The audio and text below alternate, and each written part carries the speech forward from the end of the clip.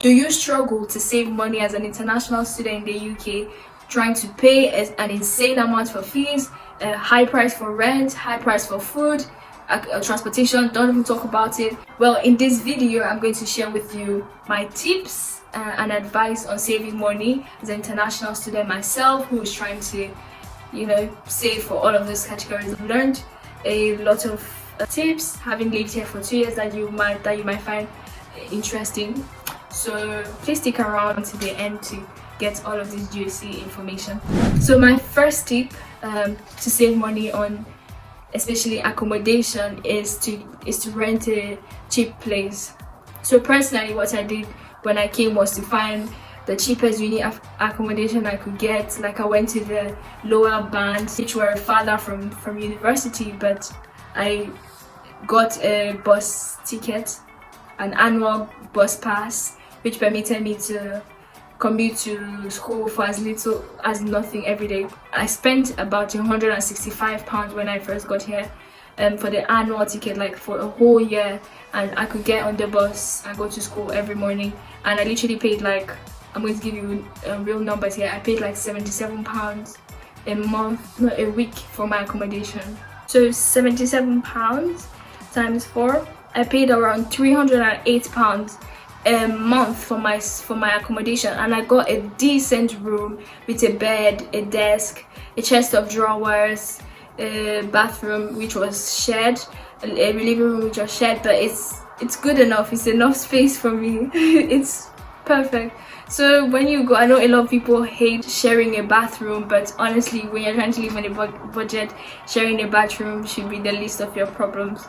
Because to get a single bathroom, you can probably end up paying £100 more, at least £100 more, just for your bathroom, and that shouldn't be a priority, honestly.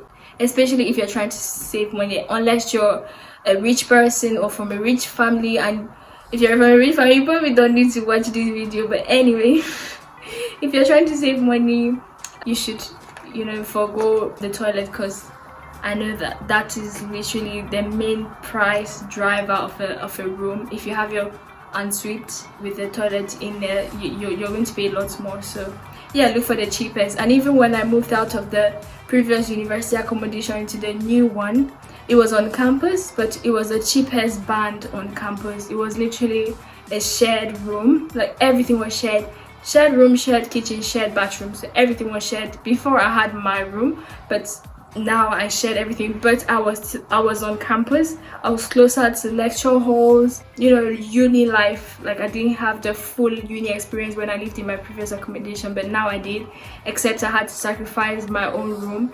But I was happy because I got a Nigerian roommate. She was so cool. Shout out to Abby.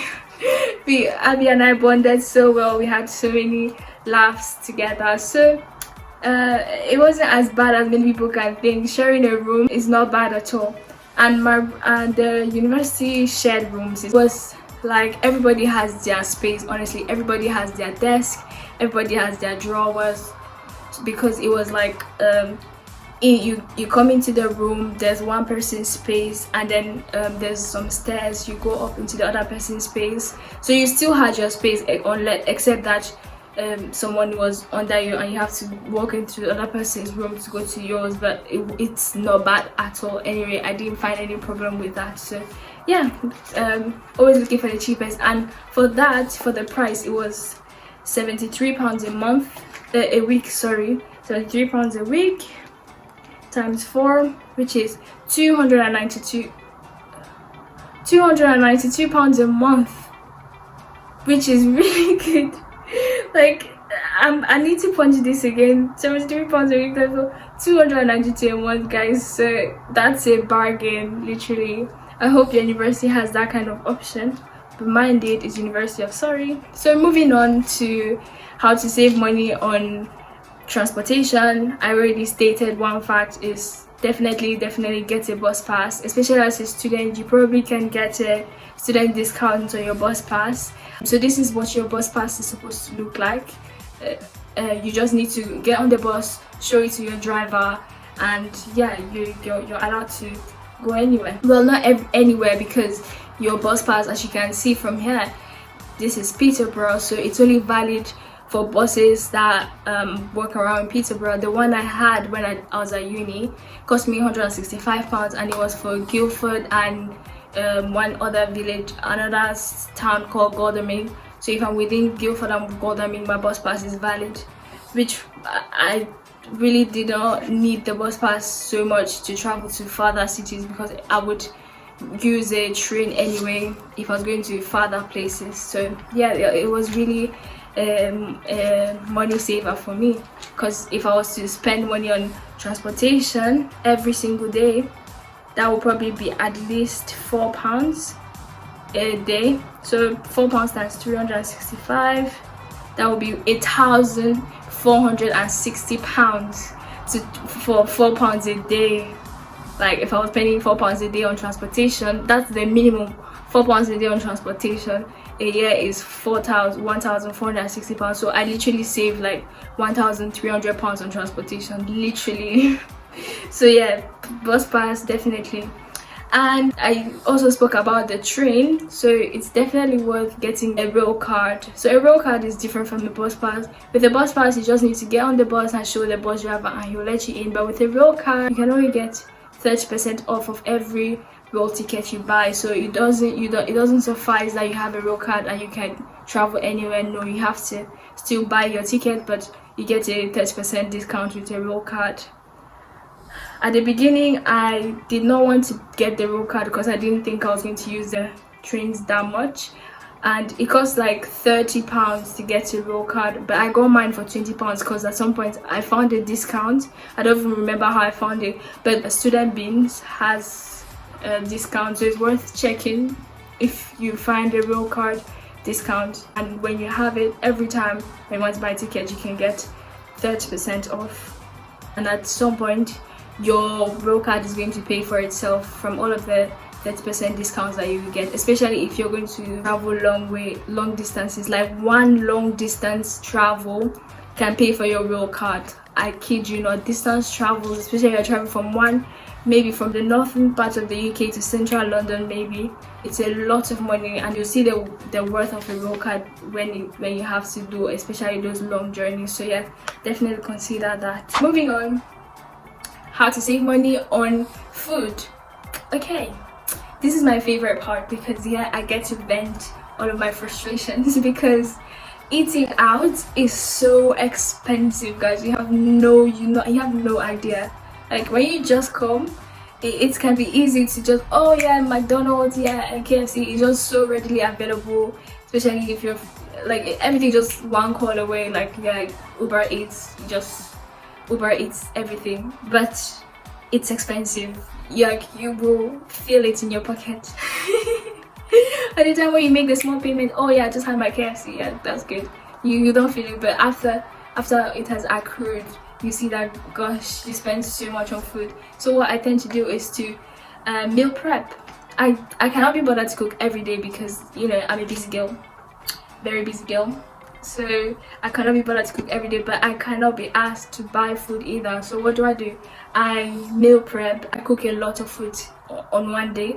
Like I'm sure everyone I've lived in, they all know me for cooking. Like when I cook like a mad person. Like I'll literally have the whole counter will be full of stuff, potatoes, vegetables everywhere. So I just try to prep everything, get a cut, freeze, stuff like vegetables, peppers, right? The big peppers. I literally just forgotten what they're called. I would chop them and put them in Ziploc bags and put them in the freezer. Tomatoes, I will cut them, put them in a bowl and freeze them, so I don't have to cut tomatoes if I need to cook later. And chicken, I would cook my chicken, fry it, put it in Ziploc bags, put it in the freezer. Tomatoes, if I need to make tomato stew. I know a lot of Nigerians use tatashe instead of tomatoes. So personally, I'm Cameroonian if you didn't know. So yeah, telling you now, I'm Cameroonian and we use a lot of tomato. We don't use so much tatashe, we don't have that. So we use tomatoes. So when I want to cook, I blend a lot of tomatoes, cook them, take so the water comes out, the water evaporates, cook it into a paste and put it in the container, put it in the fridge, and yeah, it lasts me at least, like it lasts me a while. Like I literally, if I need something, if I want to cook something, I just bring it out, use a small portion for my food, and yeah, that's fine. And that's how I meal prep. I cook in bulk, put them into small containers, put some in the freezer, put some in the fridge. When the one in the fridge is getting finished, I replace it from the freezer. And I know a lot of people don't meal prep because they don't like to eat the same things over and over. But if you cook a variety of meals, then you don't have to eat the same thing over and over. Like if you're tired of eating this, you eat the other one. If you're tired of eating that, put it back in the freezer, take out something else and eat, you know. And having food at home stops the impulses of, oh, I'm hungry, I don't want to cook now, I'm so hungry, I'll just order. No, I already have things in our home, so I'll just take it out and eat. At least have bread and chocolate, so on the day when you have nothing, literally nothing, you can eat bread and chocolate and then cook. So yeah, that's really how I meal prep.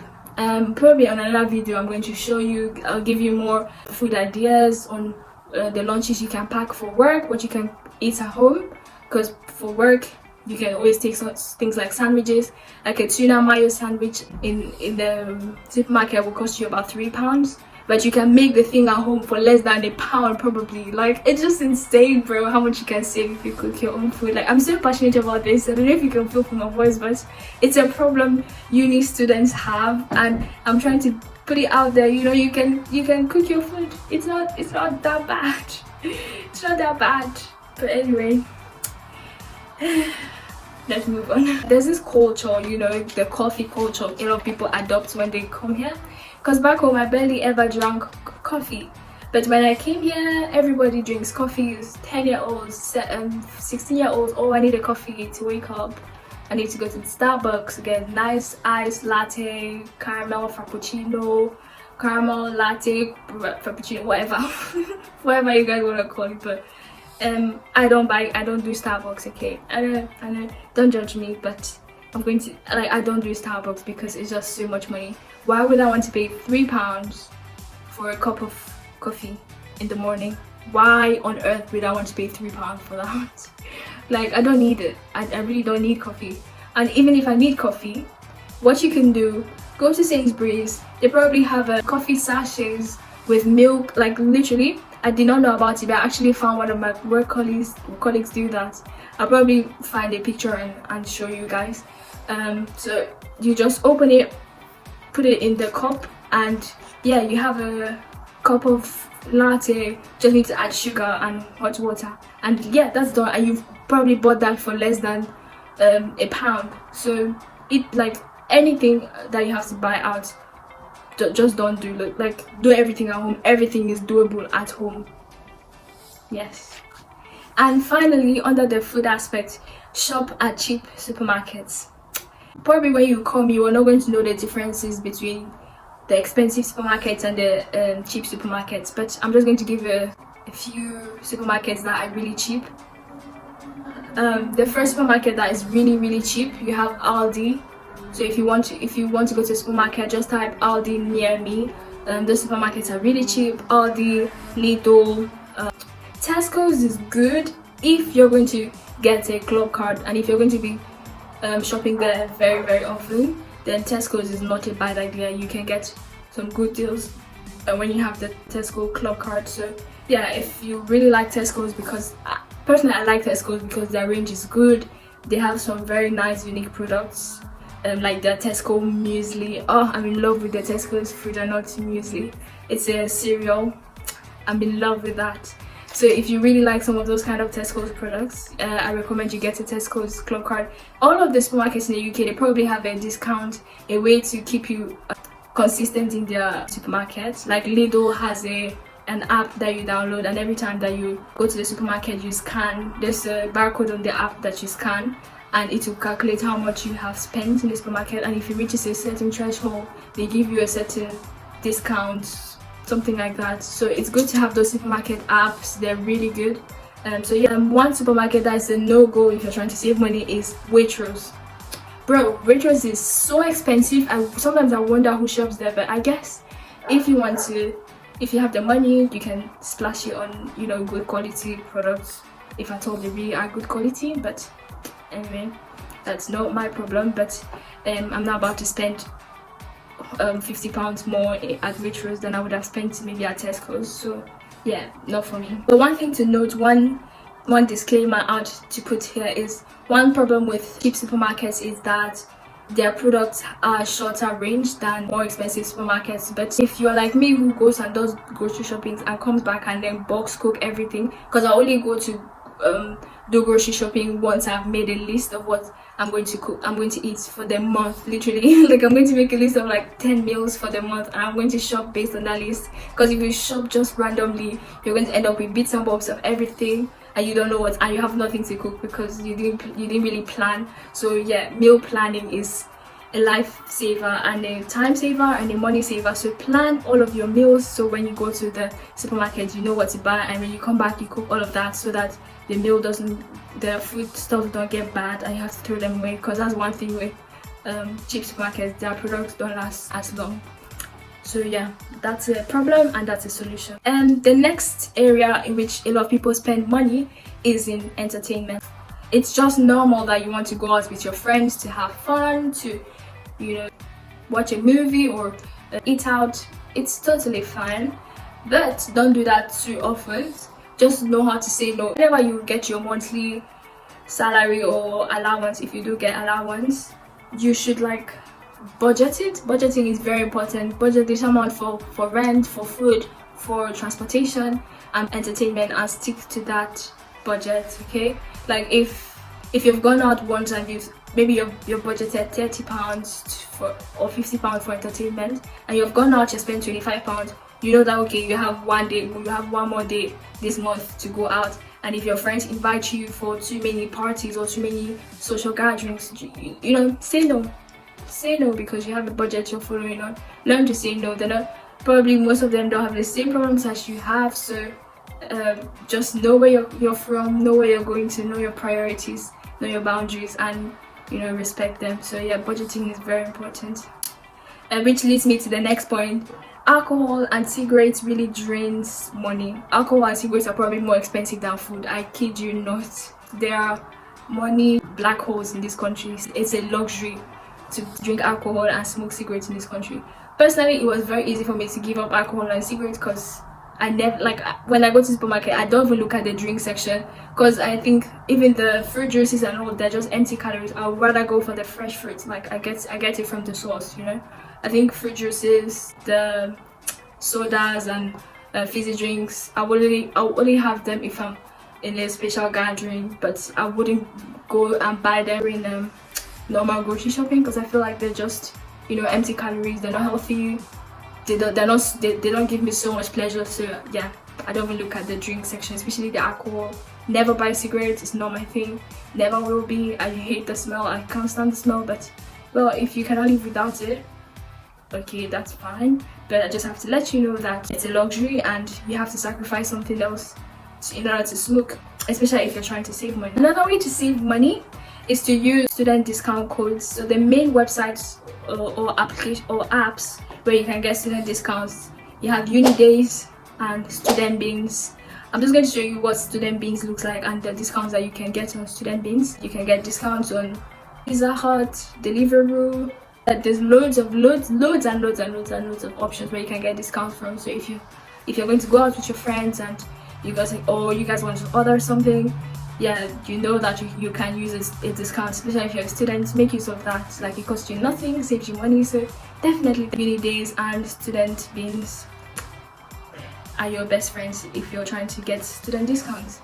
And finally, my last point under entertainment, and my final point, would be to plan all of your activities properly. There's loads and loads of fun activities you can do that will cost you little to nothing, like just going out to a lake or going out to see a museum will probably cost you nothing, or doing a home meal prep, something like you buy burger from the supermarket, buy the buns, buy cheese and all of that, cook it at home.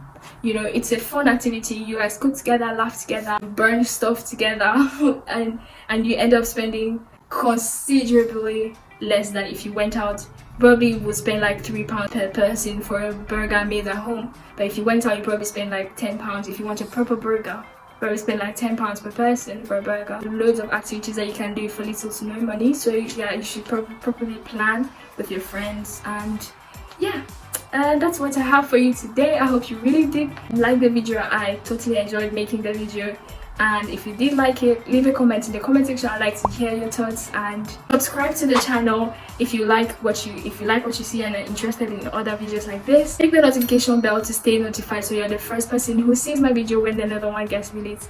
Until next time, bye bye.